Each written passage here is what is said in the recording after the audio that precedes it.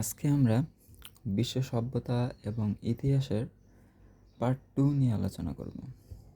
Part 2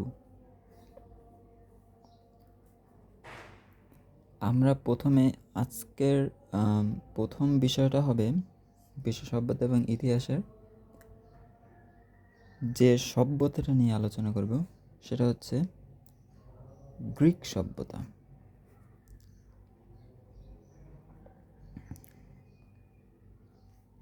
Greek সভ্যতা, বিখ্যাত Greek সভ্যতা। তো গ্রিক সভ্যতা নিয়ে আলোচনা করার জন্য আমাদের একটু ভৌগোলিক অবস্থানটা জানা উচিত, তাহলে অনেক বিষয় বুঝতে সুবিধা হবে। তো আমি যদি কোনো মতে আঁকার ট্রাই করি, এটা হচ্ছে টার্কি, এটা হচ্ছে টার্কি, তুরস্ক। টার্কির ঠিক এই পাশেই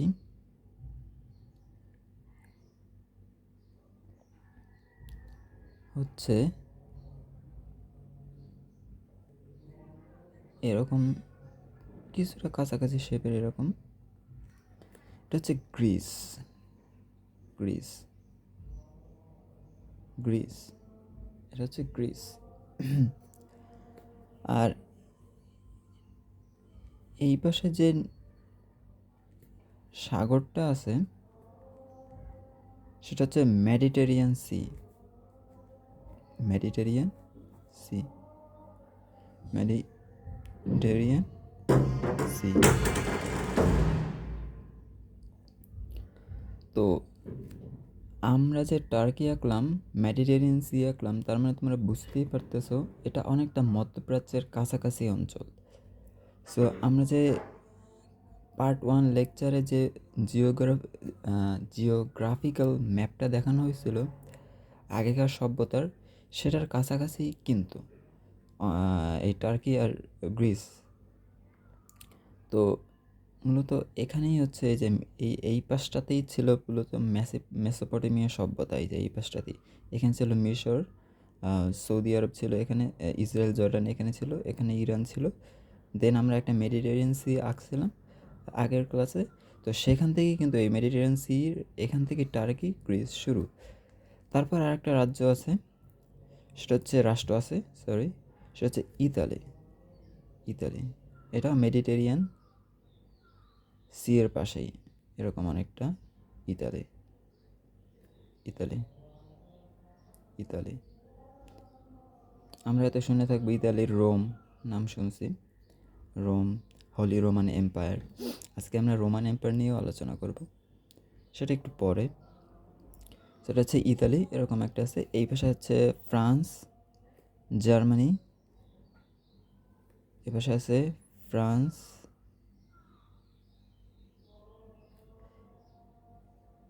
এখানে হচ্ছে সরি স্পেন, এখানে হচ্ছে স্পেন, স্পেন। এই পাশে আছে পর্তুগাল, পর্তুগাল। স্পেনটা আর একটু বড় হবে, মেডিটেরিয়ান সি গ্যাসে হবে আসলে। স্পেন, ফ্রান্স, স্পেন, এটা হচ্ছে পর্তুগাল, এটা হচ্ছে মেডিটেরিয়ান সি। এইখানে হচ্ছে মরক্কো, মরক্কো। মেডিটেরিয়ান সি আর স্পেনের মাঝে একটা প্রণালী আছে, আমি নামটা বলে গেছি প্রণালীটার, কী প্রণালী জানি বলে এটাকে, এই মেডিটেরিয়ান সি গ্যাসে। আর এইখানে যে এইটা হচ্ছে আটলান্টিক ওশেন, এটা হচ্ছে বিশাল আটলান্টিক ওশেন, মেডিটেরিয়ান সি। ওকে, সো আমরা গ্রিক সভ্যতা নিয়ে আলোচনা করব। সো আমরা গ্রিক সভ্যতার ভিতরে আজকে ঢুকে যাব। গ্রিক সভ্যতাকে বলা হয় ক্রেডেল অফ ডেমোক্রেসি। কি বলা হয়? Cradle of democracy, cradle of democracy. মানে কি? মানে হচ্ছে গণতন্ত্রের সূতিকাগার। মানে এই গ্রিস থেকেই মূলত গণতন্ত্রের যাত্রা শুরুটা। গ্রিসের দুইটা রাষ্ট্র ছিল, নগর রাষ্ট্র ছিল। একটা হচ্ছে এথেন্স, আরেকটা হচ্ছে স্পার্টা। তখন এথেন্স ছিল নগর রাষ্ট্র, এই ডেমোক্রেসির উদাহরণ, বা ডেমোক্রেসি ভিত্তিক শাসন ব্যবস্থা ছিল। আর স্পার্টা ছিল সামরিক শাসন ভিত্তিক বা মিলিটারি টাইপ ছিল স্পার্টা। স্পার্টা ছিল তখনকার রাইজিং পাওয়ার, আর এথেন্স ছিল বিশাল স্টাবলিশড পাওয়ার, মানে অলরেডি এথেন্স হচ্ছে পাওয়ারফুল, আর স্পার্টা ছিল আস্তে আস্তে বাড়তেছে ক্ষমতা, মানে এথেন্সকে চ্যালেঞ্জ করতেছে আস্তে আস্তে। তো গ্রিক বিখ্যাত ঐতিহাসবিদ থিওডাইডিস বলছেন এরকম, তার থিওডাইডিস ট্রাপ নামে একটা তত্ত্ব আছে, সেখানে তিনি বলছেন যে যদি কোনো রাইজিং পাওয়ার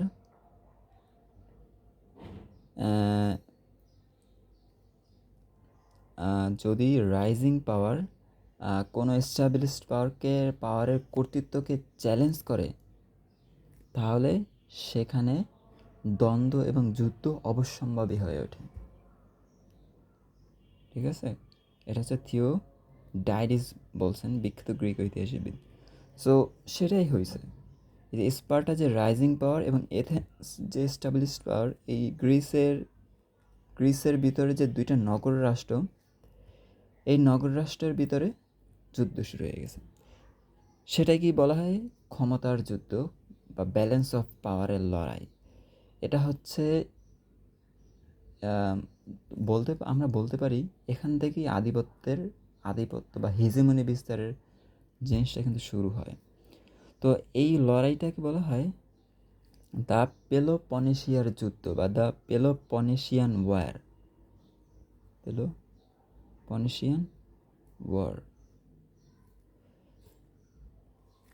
দীর্ঘ সময় ধরে এই যুদ্ধ চলছিল।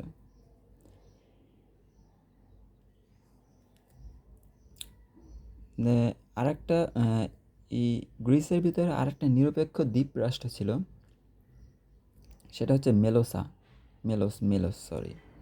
মেলোস।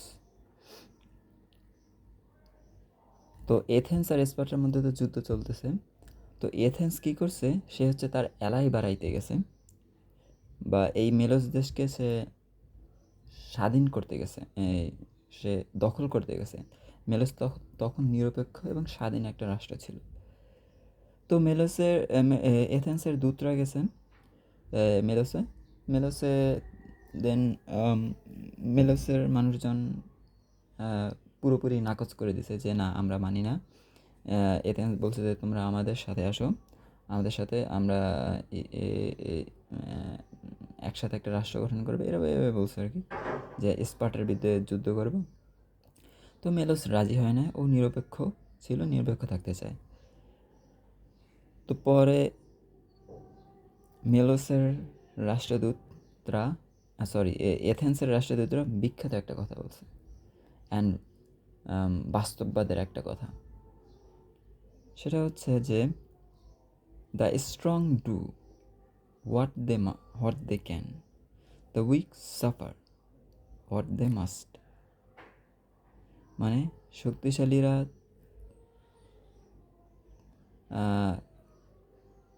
তাই করে যা করা উচিত, আর দুর্বলরা তাই সাফার করে যা, এভাবে একটা মানে বাংলা দুর্বলদের কাজই হচ্ছে সাফার, মানে বাবার্থটা হচ্ছে দুর্বলদের কাজই হচ্ছে সাফার করা, আর শক্তিশালীদের কাজ হচ্ছে স্বাধীনতা, মানে যা করা উচিত তাই করে। সেখানে অধীনতার কোনো স্থান নাই, তারা মূলত যা চায় তাই করতে পারে। ওকে, সো এইটা হচ্ছে গ্রিক সভ্যতার এই যে এই মেলোসের যে আচ্ছা, তো মেলোস তো রাজি হয় নাই, মেলোসের মানুষজন। তো এথেন্সের মানুষজন এখন যদি তারা এই অপমান নিয়ে যদি চলে যায় এথেন্সে, যে স্পার্টা মানুষজন যদি শোনে যে মেলোস তাদের অধীনস্থ মানে নাই, তাহলে এটা যে এথেন্সের জন্য কি বিশাল একটা অপমান এস্টাবলিশড পাওয়ারের জন্য। তো এই কারণে ওরা কী করছে, ওরা মেলোসে যুদ্ধ শুরু করেছে, মেলোসের সব পুরুষকে মেরে ফেলা হয়েছে এবং নারী এবং শিশুকে দাস বানানো হয়েছে। তো এই যে ট্রাজেডি, ইতিহাসের যে একটা ট্রাজেডি, খুবই দুঃখজনক একটা ঘটনা। এটাকে অনেক সময় মেলোডিয়ান ডায়ালগ নামে অভিহিত করা হয় এবং ইন্টারন্যাশনাল রিলেশন সাবজেক্টে এসব বিষয় নিয়ে খুবই বিশ্লেষণাত্মক পড়ালেখা করানো হয়। খুবই ট্রাজেডিমূলক একটা ঘটনা। তারপর আসি হচ্ছে রোমান সভ্যতা।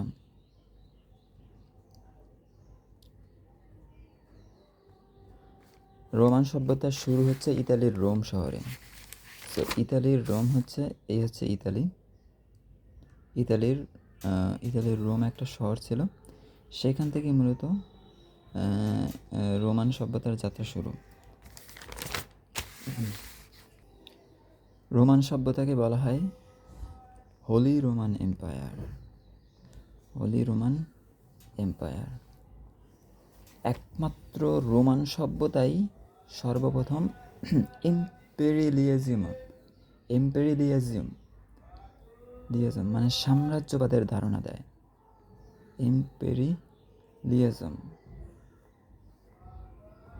ইম্পেরিয়ালিজম প্রথম সাম্রাজ্যবাদের ধারণা রোমান সভ্যতা থেকেই পাওয়া যায়।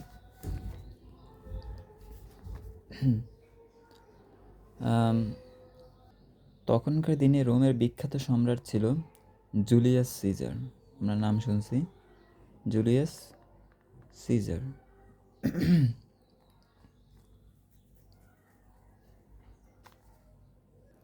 জুলিয়াস সিজার এশিয়া মাইনরের একটা অঞ্চল, এটা বর্তমানে হচ্ছে তুরস্কের একটা জেলা। এই যে তুরস্কের সম্ভবত উত্তর এবং পশ্চিম এইখানের একটা জেলা, উত্তর পশ্চিম জেলা। এই হচ্ছে ইতালির রোম। সো উত্তর পশ্চিমের একটা জেলা। সো জুলিয়াস সিজার যখন উত্তর পশ্চিম অঞ্চলের তুরস্কের একটা উত্তর পশ্চিম অঞ্চলের একটা জেলা যখন দখল করে তার রোমান সেনেটকে যখন পাঠানো হইল, রোমান সেনেটকে একটা চিঠি পাঠানো হয়েছে। সেই চিঠিতে ছিল বেনি বিদি বিসি। এর মানে হচ্ছে এলাম, দেখলাম, জয় করলাম। সে বিখ্যাত বেনি বিদি বিসি।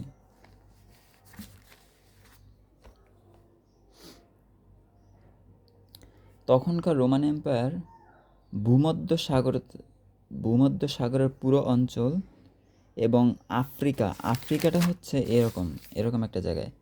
এই যে এই মরক্কোর এই নিচে, এই ভূমধ্য সাগরের এই নিচের দিকে মূলত আফ্রিকা। সো তখনকার রোমান সভ্যতা ছিল এই উত্তর আফ্রিকা আর ভূমধ্য সাগরের অঞ্চল। এই যে এইখানে যে ভূমধ্য সাগরের অঞ্চল এবং ইউরোপ জুড়ে বিস্তৃত ছিল, পুরা ইউরোপ জুড়ে। তার মানে বিশাল একটা সাম্রাজ্য ছিল হোলি রোমান এম্পায়ার।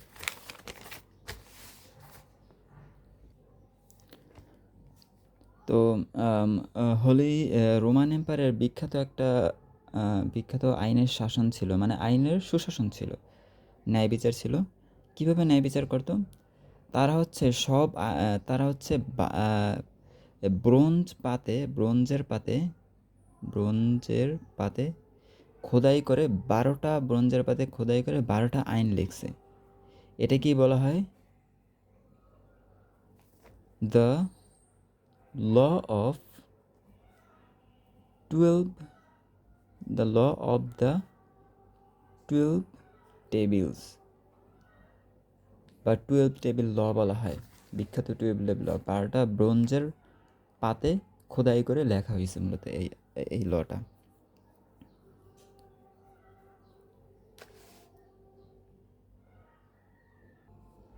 এটা গেল রোমান সভ্যতা।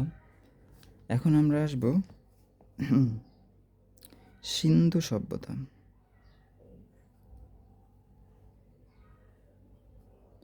ওকে, তো সিন্ধু সভ্যতায় আলোচনা করার আগে আমি একটু গ্রিক সভ্যতায় যেতে চাই। আমার মনে হচ্ছে আমি একটা জিনিস মিস করে গেছি। সেটা হচ্ছে গ্রিক সভ্যতা তখন দর্শনশাস্ত্রের ভাণ্ডার ছিল, স্পার্টায় বিশেষ করে। তখনকার বিখ্যাত দার্শনিক ছিল সক্রেটিস সক্রেটিস সক্রেটিস সক্রেটিসের শিষ্য প্লেটোর শিষ্য ছিল অ্যারিস্টটল। এরা কিন্তু গ্রিক বংশ উদ্ভূত। অ্যারিস্টটল, প্লেটোর বিখ্যাত একটা বই আছে রিপাবলিক।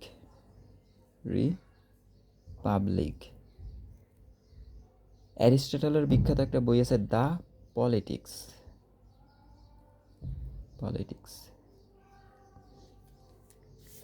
ওকে, আমরা সিন্ধু সভ্যতায় চলে যাই।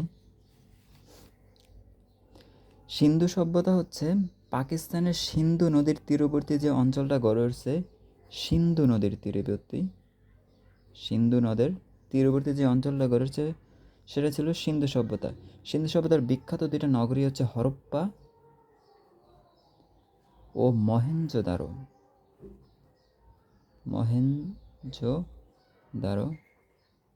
সরি, আমার হাতের লেখা খুবই বাজে।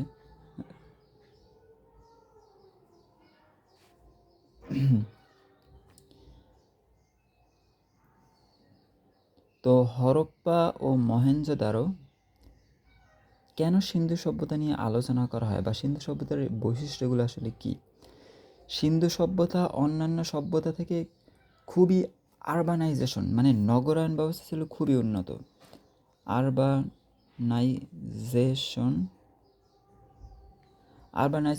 আরবানাইজেশন ব্যবস্থা ছিল পরিকল্পনা মাফিক। কেন এটা বলতেছি? কারণ তখনকার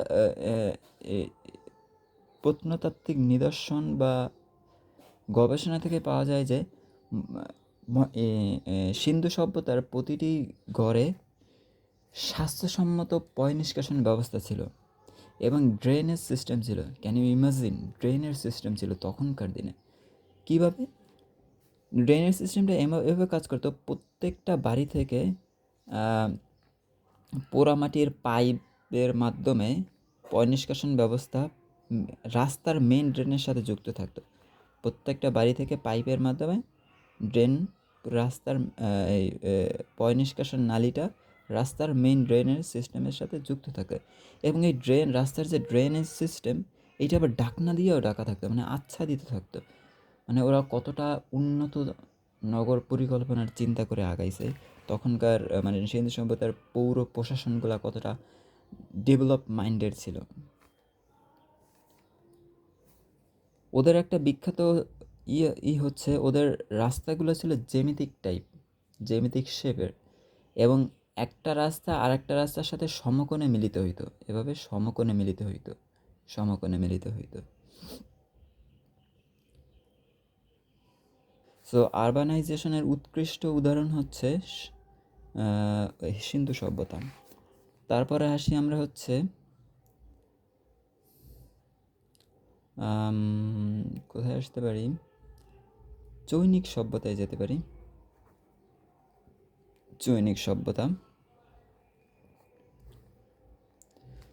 চীনের সভ্যতা। চীনের হোয়াংহো নদী, যেটার কালার ছিল অনেকটা পিত টাইপের, গোলাপি শেপ, অনেকটা পিত্ত কালার, মানে এরকম একটা শেপ। ও ইয়াং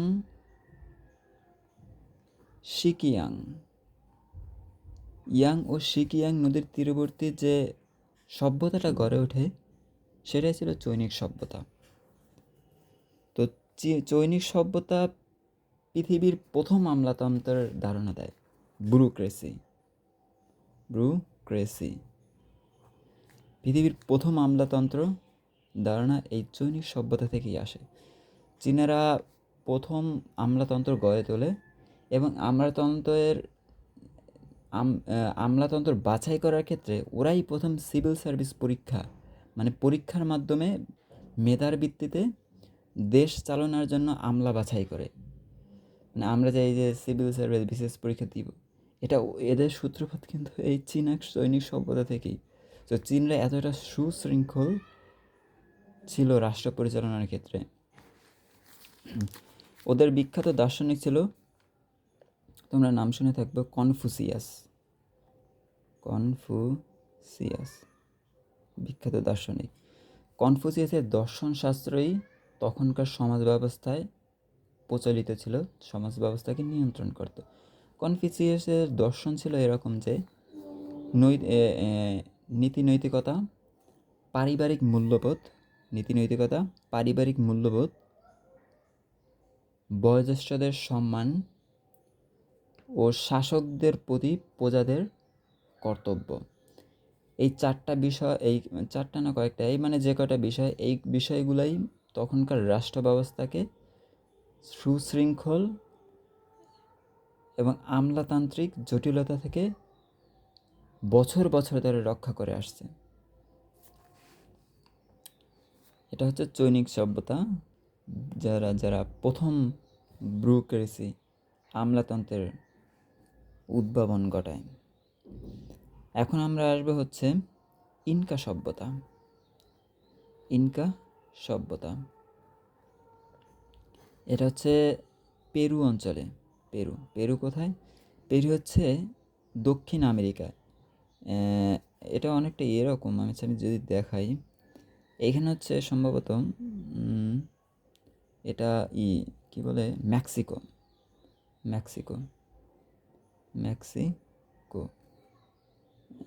এইখানে বোধহয় আলাস্কা, মানে আমেরিকার আলাস্কা। আর এইখানে হচ্ছে বোধহয় ক্যানাডা, CANADA, ক্যানাডা। আর এইখানে হচ্ছে আটলান্টিক ওশেন, তো এখানে আটলান্টিক ওশেন। তো এইখানে হচ্ছে মূলত দক্ষিণ আমেরিকার রাষ্ট্রগুলো হচ্ছে এখানে সম্ভবত ইকুয়েডর, কলম্বিয়া, ভেনেজুয়েলা, ইকুয়েডর আরও ছিল। এখানে হচ্ছে পেরু, এখানে হচ্ছে ব্রাজিল। এইখানে বোধহয় আর্জেন্টিনা ছিল, এখানে উরুগুয়ে বোধহয়, এখানে উরুগুয়ে, এখানে আর্জেন্টিনা, ব্রাজিল, এখানে বোধহয় চিলি ছিল। এরকম আরও 9টা রাষ্ট্রের মতো ছিল বোধহয়। এটা হচ্ছে পেরু মূলত। যাই হোক, তো ইনকা সভ্যতা, পৃথিবীর সভ্যতার যাত্রা শুরু হয়েছে কিন্তু একটা নদীর তীরবর্তী অঞ্চলকে ঘিরে। একমাত্র সভ্যতাটাই হচ্ছে ইনকা সভ্যতা, যেটা পর্বতমালায় গঠিত হয়েছে, সেখানে কোনো নদীর অববাহিকায় গঠিত হয় না। ইনকা সভ্যতা শুরু হয়েছে আন্দিজ পর্বতমালায়। আন্দিজ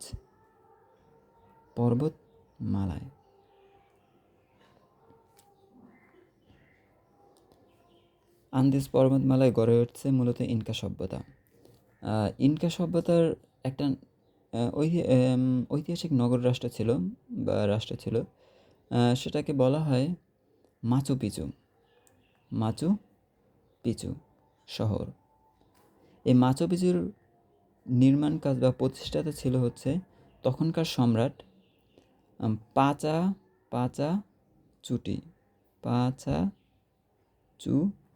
পাচাচুটি রাজা। তো এই মাচু পিচু যে